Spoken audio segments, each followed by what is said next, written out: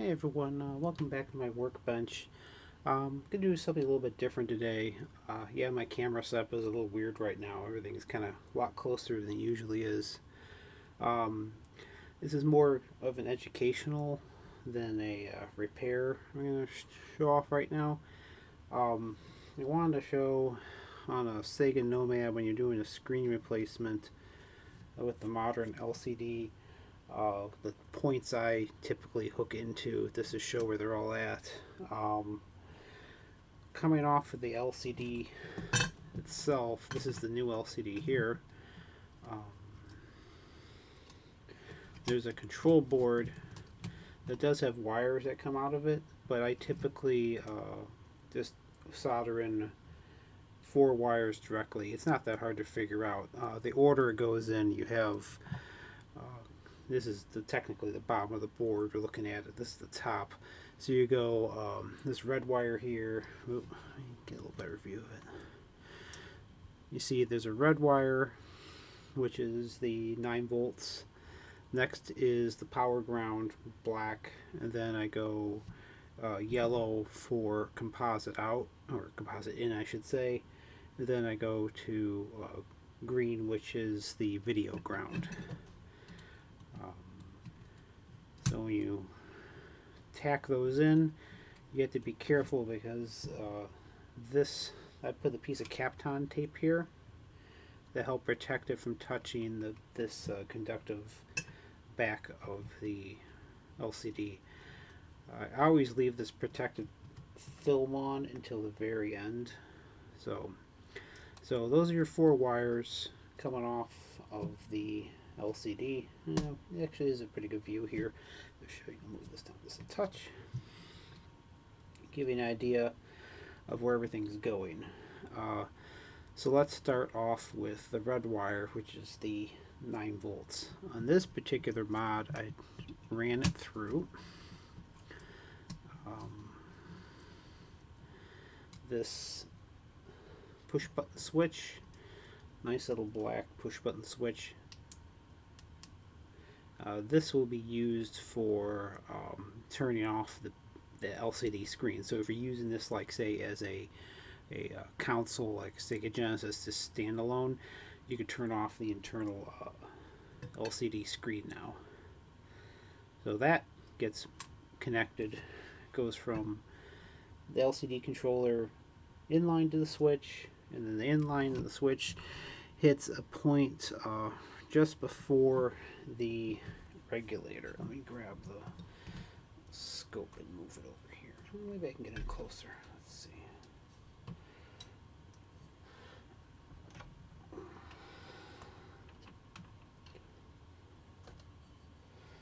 How close this camera can get. That's pretty good.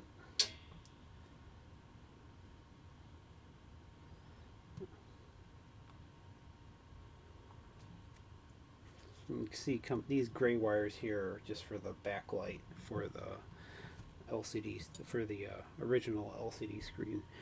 And this chip here is the main 5-volt buck converter, a buck regulator, I should say. And this is a 9-volt line, which comes either off of the 9-volt coming in or comes off the lithium ion battery pack that I'm doing.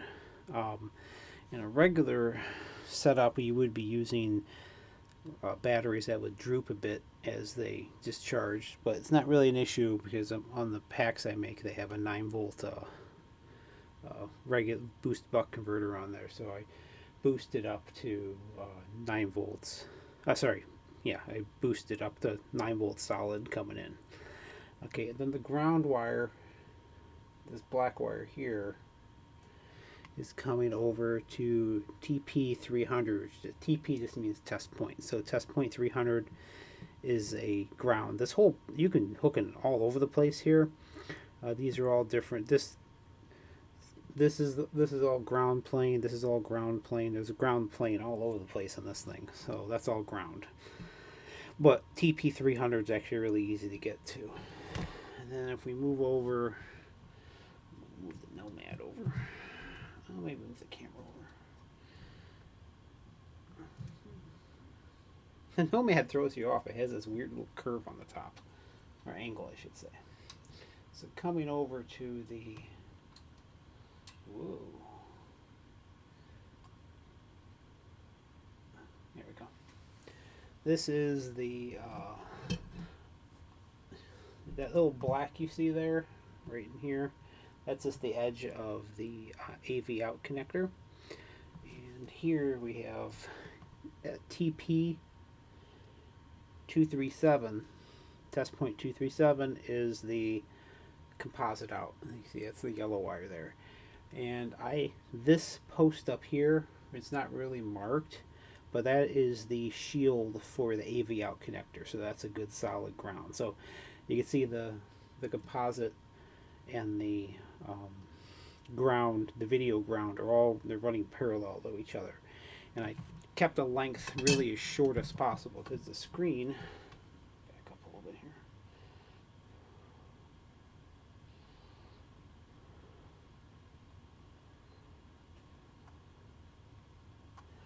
The screen actually is going to sit like so when it gets installed. So you can see I went basically the minimum distance I can do for that. So what I'm going to do right now is I'm going to be working on this a little bit. I want to get this connector out of the way. I don't want to damage it. The end comes off easier. Take off this end. See here, you can just pop this down and that just slides right out. So we get that board out of the way. Stow that safely. So now we're down to half a Nomad here. So the screen, which is no longer going to be used, is going to come off. So flip this over again. This is just the backlight, this gray wire sitting by these big caps here. As your gray wire comes off, that's for your backlight system here. And then let's flip it back over again.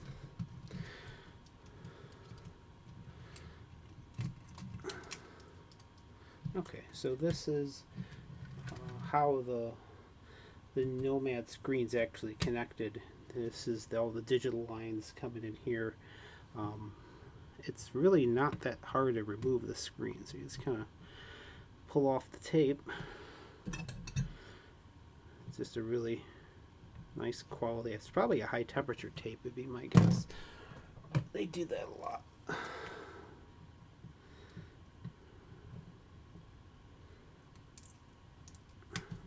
Pull that tape off. The moment we're going to go to the point of no return. Once you rip this off, it's really hard to go back after this. So let's see.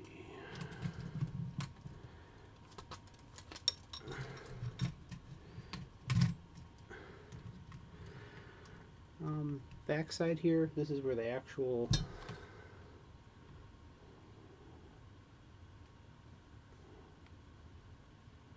those are all the solder connections coming in. Generally speaking, I just kind of pull it off.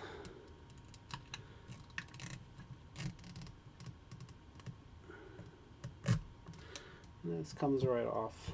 That's what's known as a hot barring operation. Is when they made it originally.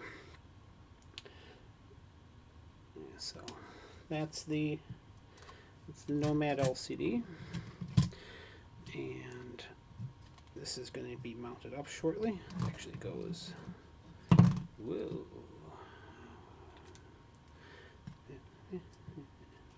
This goes like this. This wide part goes in the bottom. I'll put this away just a minute and show you kind of a neat feature on the Nomad screen itself. I believe it's a passive matrix screen, or it probably is with the slow refresh rate. It's one of the more unique backlighting schemes I've seen. Like on the Lynx and the Game Gear, there's a fluorescent tube that runs across the back and then there's a reflector that comes up here. This is different. This guy here has a single light source on the top and a like a retro reflector across the back. I just wanted to pop that off just to show you what it looks like. It's kind of a neat. Actually, I'm sorry, take it back. This is a high voltage transformer here. The fluorescent tube actually runs along here, so that's actually kind of cool. They had a tube on the side and like a retro reflector, so it was a side lit screen, which gives you some interesting artifacts going on there. Actually, let me do this.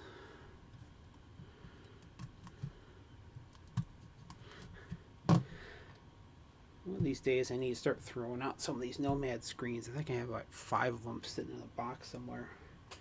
Not really good for anything. Small screwdriver. Where is my tiny ones? Here they are.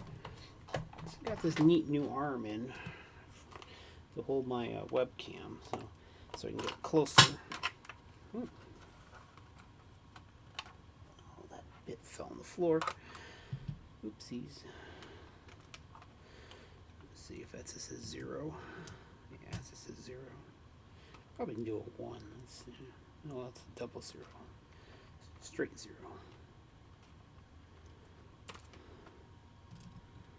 Yeah. This is totally unnecessary. I just find it interesting to show this. Probably the neatest thing on the Nomad design was the backlight, is it's very, very thin.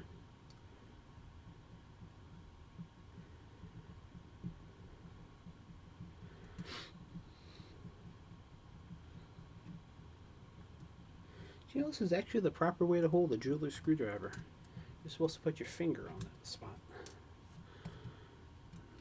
Allows you to keep downward pressure so it doesn't pop out.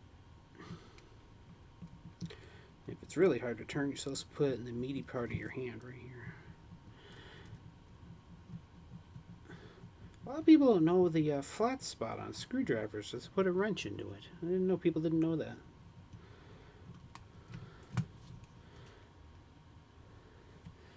I thought everyone knew you took like a screwdriver and you put your crescent wrench right on there so you can tighten it up. Anyway, things I assume. This weird surface combined with this surface here, this actually has a slight tilt to it. That's the actual backlighting system. Kind of neat. And then the LCD sits just short of the circuit. Before Console 5 started making those nice little brackets, I had to go through and actually kind of carve out the spot for the LCD screens. That saves a lot of time on my part and effort. But right now it's just a curiosity. Yeah, see, Nomad. Come back up here. Here's the Nomad again. And then I also need that bracket. There's the bracket. So the bracket sits somewhere. Yeah, that's the board. The LCD actually sits in the front like this. The orientation always messes with my hand a little bit. I think my biggest complaint about 3D printed parts is the, well, that's the back. My biggest complaint with 3D printed parts is the, some of the tolerances are a little off. Like even on this board here, I'm going to have to shave off one of these posts a little bit because it just doesn't want to, the little board doesn't want to sit in it. It's going to have to sit in it something like, let's see,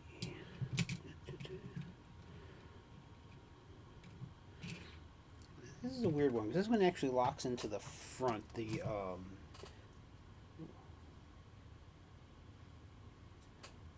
out of focus. This one actually screws into the front instead of the back, which makes it a little bit different. Da, da, da, da, da.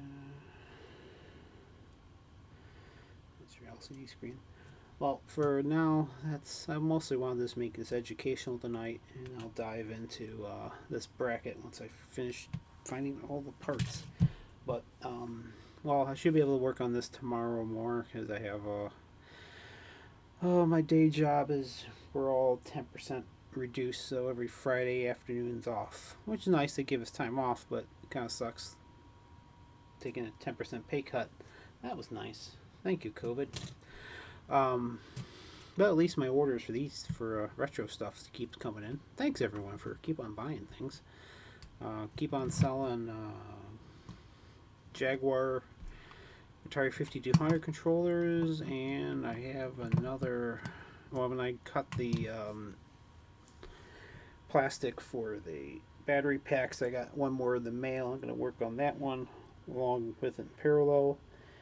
And I got a PC I'm still working on. Got the power supply in for that. And then I have a longer term project with that Tiger Learning computer. But that's coming up later. But for now, I must need to figure out where in the heck, how in the heck this hooks on here. It's a little bit different than I'm used to. I'm sure it works fine. It's just something I'm trying to figure out. It goes like that. It goes like that. See, it kind of drives me nuts. None of the holes really line up. I'll figure it out when I'm a little less tired. Yeah, this has to. This is the LCD side, so it's gotta sit kind of like that. Yeah, that hole goes there. Whatever. I'll figure it out. Everyone, as always, thanks for watching. Hope you learned a little bit how you hook these up. It's only 4 wires. I made it more complicated because I threw a switch in there. But that should do it. Oh, watch check for the night. It's my favorite watch. It's my Alpinist. Being an electronics engineer, I love mechanical watches. I don't know why, but I do. Everyone, thanks for watching.